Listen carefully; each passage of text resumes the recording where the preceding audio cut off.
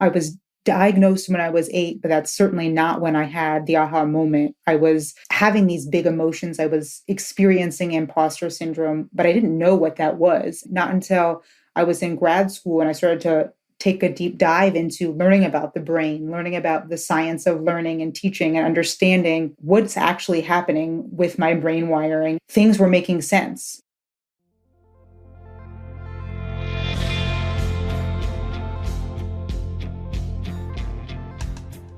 From the Understood Podcast Network, this is ADHD Aha, a podcast where people share the moment when it finally clicked that they or someone they know has ADHD.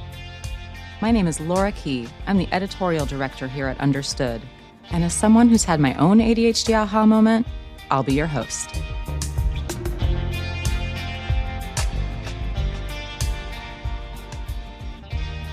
I'm here today with Mallory Band. Mallory is an executive function coach and an ADHD advocate who lives in Maryland.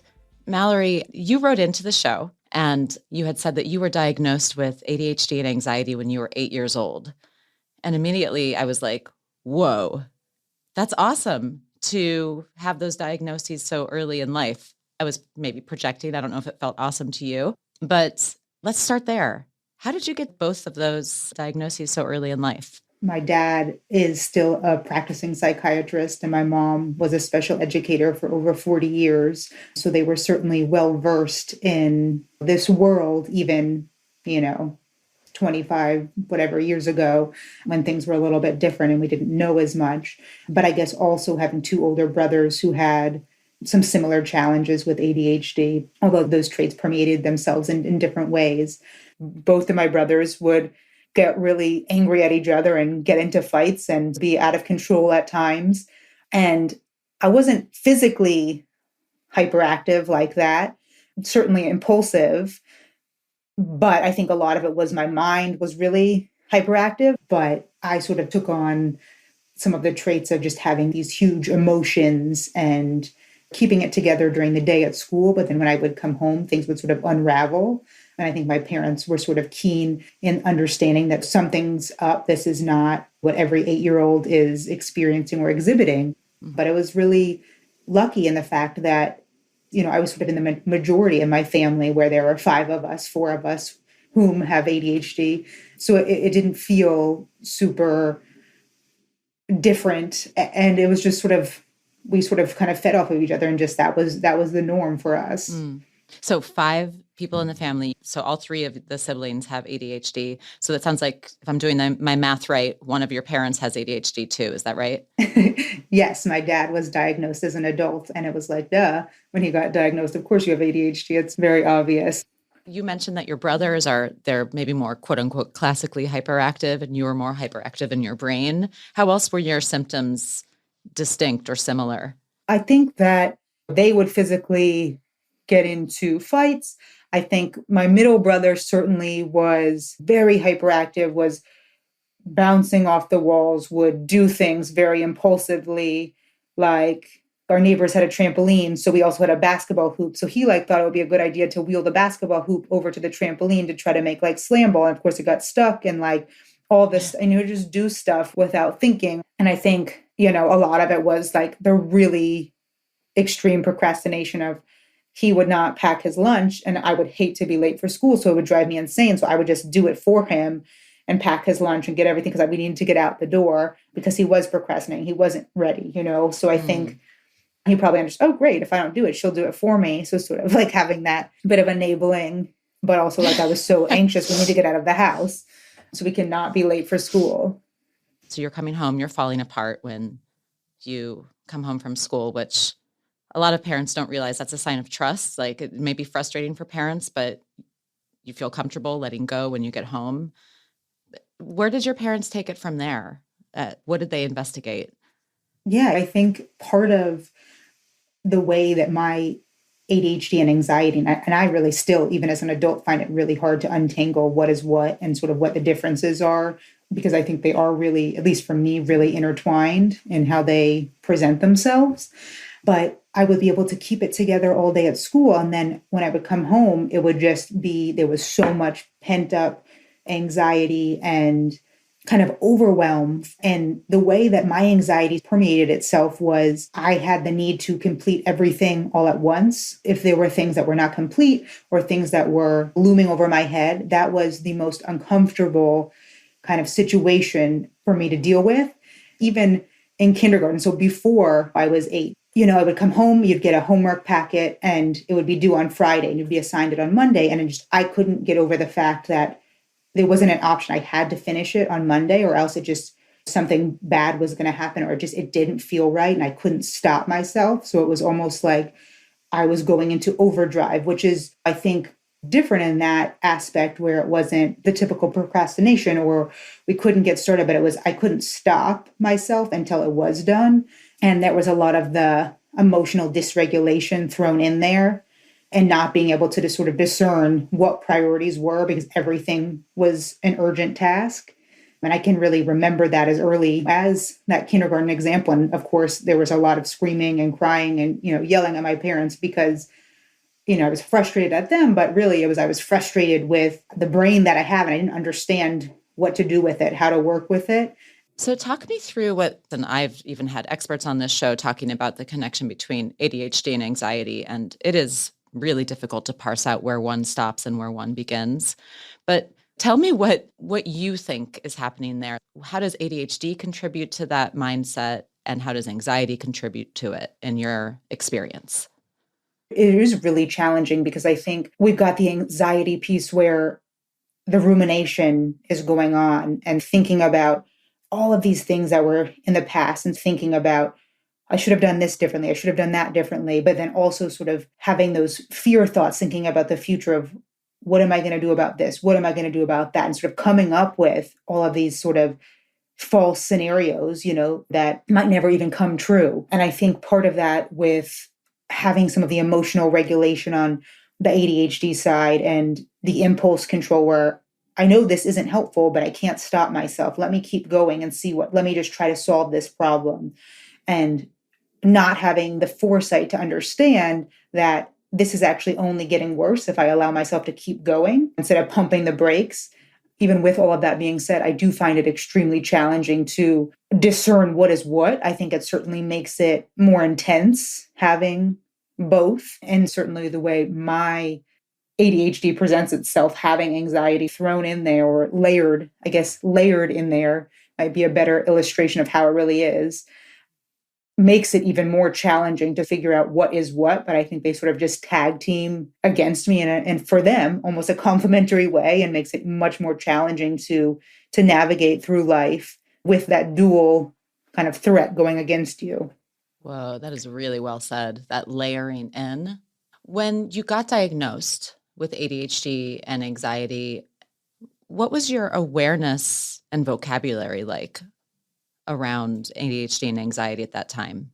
My parents said, we're going to do this testing and you're going to try medication, having various tutors and things like that all throughout school. And I will also sort of say, of course, that we know it has nothing to do with your intelligence. And I was somebody who was that straight A student, but on the backside of that, I was burning myself out and creating a lot of these really bad habits in terms of perfectionism and imposter syndrome and all of these things, having no idea that maybe this isn't the norm.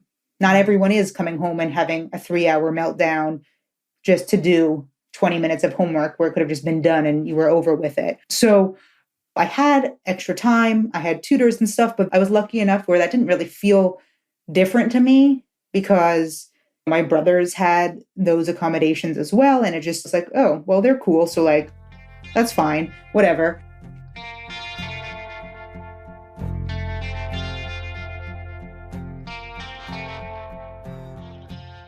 So you were diagnosed at 8, but it sounds like your aha moment came much later. That was when you were in your 20s. Can you describe in a little bit more detail, like what was your actual aha moment around ADHD?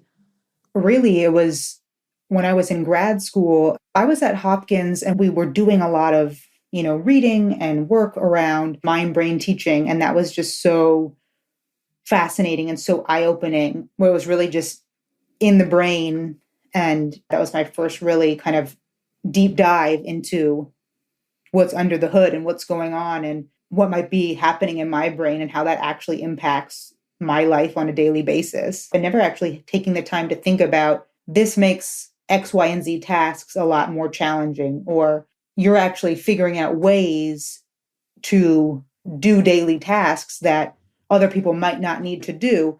But unbeknownst to me, I'm sort of coming up with my own system or my own structure. And it was just kind of fascinating. And things were making sense. My behaviors were making sense. The feelings of imposter syndrome were making sense. The manifestations of perfectionism were making sense. And it's been a huge learning journey. And not to feel, woe is me, or this is so hard, life is so hard. Well, sure, life is hard, but life is hard for everybody for different reasons. But I think being able to, be patient with myself to actually understand what is going on in my brain, how my brain works, and then trying to play to my strengths instead of always pushing against it and just going in a one-way street of I have to do it this way because that's always how I've done it, and actually learning how to best support myself. And that was a pretty cool experience, even though it was almost 20 years after my original diagnosis. Were you feeling like an imposter up until that point? Oh, yeah, definitely. But I really hadn't heard of imposter syndrome, and I hadn't heard of rejection sensitive dysphoria. And I sort of think about these three things for me are really tightly intertwined and how they impact my life on a daily basis. I didn't have the label or the words, but those were the feelings that I was experiencing. And I think with the education, with understanding my lived experiences more, having a label or having something to put on how I was feeling, and then also understand, oh my gosh, there's so many other people who are also feeling whatever I'm feeling, just felt like I wasn't the only one who's like some weird person who's experiencing these things, but it's actually quite normal. And that just brought forth some comfort in this journey.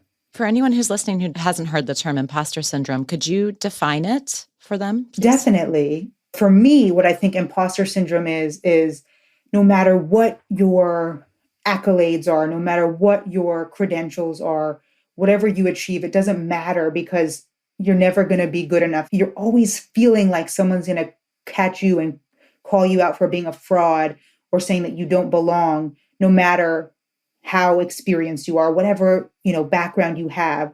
It really comes from a lot of this insecurity and just never feeling good enough, feeling like everything comes from, well, I got the A because I was lucky. The teacher put a curve on the test. It wasn't because I studied really hard. It wasn't because I am really smart and I worked very diligently to prepare. So your efforts don't actually impact anything. It's all luck. And on the other side, someone's going to always be there to catch you and call you out for doing the wrong thing or for making a mistake. And I think that's where, in my mind, perfectionism for me ties into imposter syndrome and feeling like you have to be perfect and there's no room for making mistakes or messing up, because then you're going to be caught even sooner for being an imposter and not belonging. And you don't want to stand out and be different. You sort of want to just blend in and mask. And what's the ADHD layer on that in your experience? How did ADHD interplay with the imposter syndrome in particular? I would say it's kind of masking some of these traits that might not be as desirable. Like, for example, I'm someone who has a really hard time with blurting things out and interrupting people.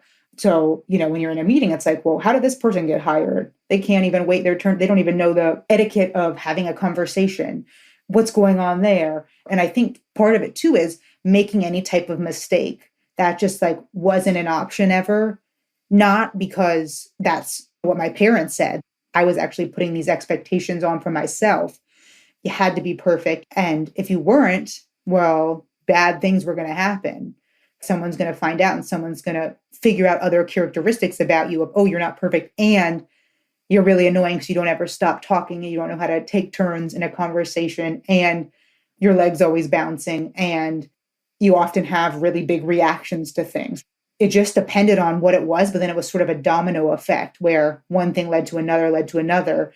And I didn't want to be exposed as here were some traits that were maybe different or that I guess rather I wasn't really comfortable with or didn't understand that like in the ADHD world, that's really normal. I've been trying to restrain myself a little bit during this interview. I've been trying to keep myself from saying too much, like, I totally relate to that. I totally relate to that. But anybody who listened to the first episode of this podcast knows that this is very similar to my story, ADHD and perfectionism. And my aha moment came after my diagnosis when I finally realized, oh, this actually is a big deal in my life. And it sounds like that's similar to you, because clearly you had supports in your life as a child and as a young adult in your family, and you were learning about the supports that you needed to cope with ADHD symptoms. And then am I right to hear that you were basically on the brink of burnout, right? Because you were just pushing yourself way too hard. Absolutely. And even after I had this aha moment, I was still, it wasn't like, okay, the next day I flipped the switch and changed. I was still pushing full force and then sort of just realized, oh my gosh, I'm exhausted. This is too much. And with just going through different life experiences and having different challenges arise, kind of understanding that you have to work on your cognitive flexibility too, because you really will continue to burn out. Life is going to do whatever it's going to do. It's going to happen no matter how good of a person you are, how prepared you are. Things are going to happen that you don't want to deal with. So trying to build in some of that cognitive flexibility too, to help alleviate feeling exhausted all the time and really just being a little kind and gracious and patient with yourself, because if you're not doing that, nobody else is going to do that for you. So you have to be the one to take the lead on that. Yeah, I'm going to oversimplify for a second, and this is what struck me when I got your email that day. I was like, wow, here's someone who was diagnosed much earlier than I was, who had supports throughout her life and a better understanding, at least, of what was going on than I did, and yet still had this aha moment later in life, like I did. So it just felt really important. It felt like that was like a little nugget of truth. Like the most important thing, I don't know, at least in my story, was a little bit of a mindset shift, right? And I'm wondering if you can, it sounds like it was the same for you, if you could put a fine point on what was that mindset shift for you.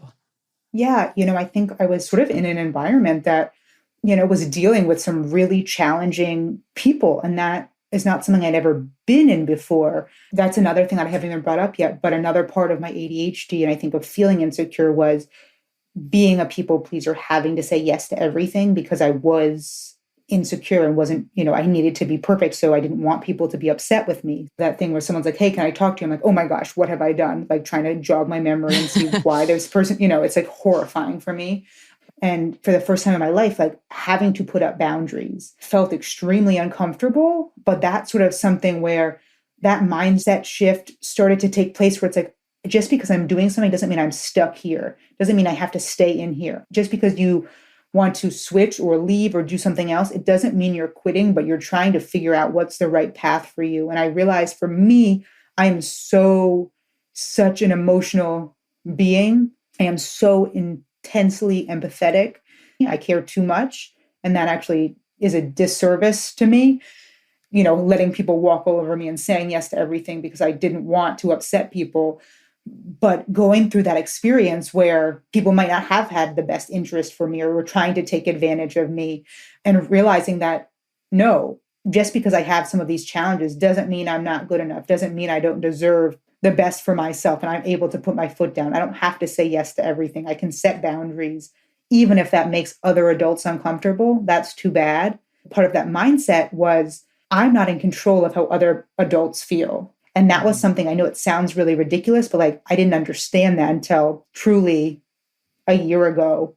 It does feel awkward. It does feel bad to shut people down or say no to things, but that was leading to burnout. That was leading to way more anxiety than I needed to be dealing with because my baseline feels pretty high.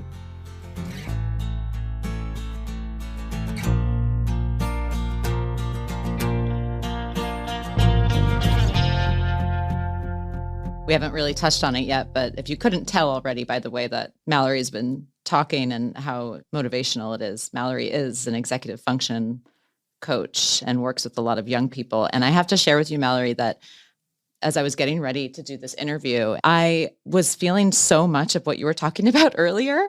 I need to get everything done at once. And I have to tell you, I have like a task list right now, completely unrelated to the podcast of things that I need to do. And I was like, how could I possibly stop what I'm doing right now to do a recording for a podcast? And then I had this moment of relief and I was like, wait, Mallory's an executive function coach. Maybe she can help me work on this during the interview. I love it. And I would say too, like for me, when I don't write things down, when I let things stay and fester in my head, that's where the anxiety wheel starts to spin and go wild. So I really do think, first and foremost of writing things down, but also thinking about things in terms of priorities. So what are the few things that absolutely need to be done today? Thinking about it as like a triage approach of whatever's bleeding, you have to work on that. If it's a cough or a cut, like that's going to be okay. You might not have to deal with that today. It might not feel good to let that sit, but it is kind of cool to be able to see that, okay, well, it's still going to be there tomorrow. I survived. We've survived every single day. We've always gotten everything done.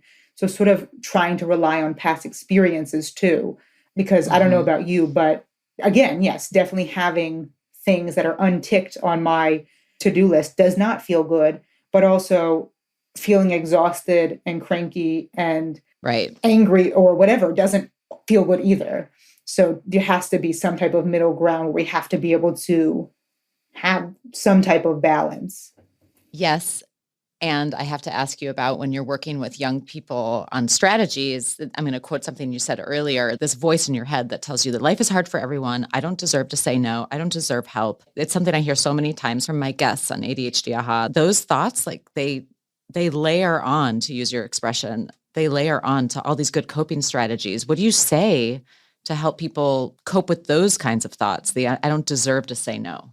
First and foremost, I think the best type of conversation that we can have is being vulnerable from my end and sharing my own experiences where this is when it worked, this is when it didn't work, and acknowledging here are certain examples of where I need help and helping other people learn how to delegate tasks and just to really to normalize that. Because I think as a child, I didn't realize like, oh, my parents don't have it all figured out. They don't know everything. And that's what I thought of, just adults know how to do everything. And I think part of, at least for me, part of what I'm realizing is everyone's winging it. We're all sort of just trying to figure it out and do our best, and helping kids and young people understand that sooner or later, we're going to need to get comfortable with self-advocating. We're going to need to get comfortable with saying what we need. So practicing it in a safe space, even if it's just role playing between you and I for a while. The hard thing really is we can't force anyone to do anything until they're ready, until they understand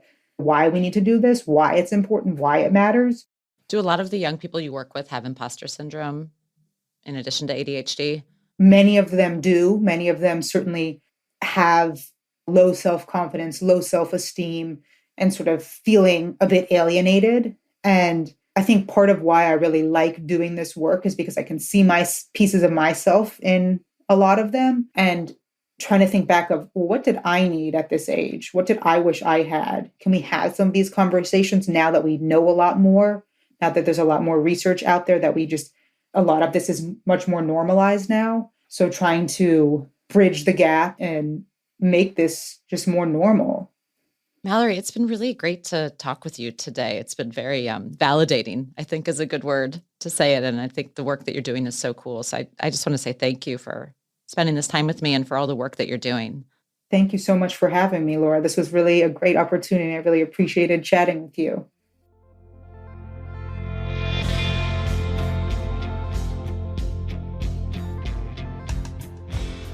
You've been listening to ADHD Aha from the Understood Podcast Network.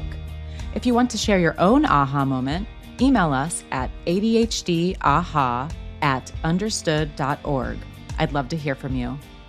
If you want to learn more about the topics we covered today, check out the show notes for this episode. We include more resources as well as links to anything we mentioned in the episode. Understood is a nonprofit organization dedicated to helping people who learn and think differently discover their potential and thrive. We have no affiliation with pharmaceutical companies. Learn more at understood.org/mission. ADHD Aha is produced by Jessamine Molly. Say hi, Jessamine. Hi, everyone. Brianna Barry is our production director. Our theme music was written by Justin D. Wright, who also mixes the show. For the Understood Podcast Network, Scott Koshira is our creative director, Seth Melnick is our executive producer, and I'm your host, Laura Key. Thanks so much for listening.